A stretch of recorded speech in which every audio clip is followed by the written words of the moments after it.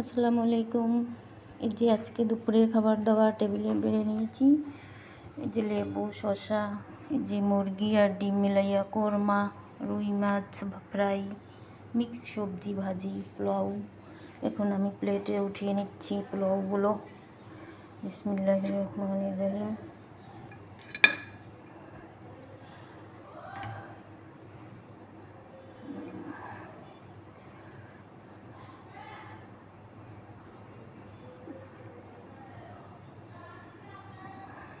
অল্পই বাড়বো। এই যে এবার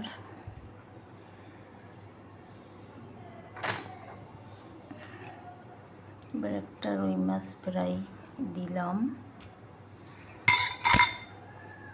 একটা নিয়ে নিলেই হবে, আর বাড়বো না। এই যে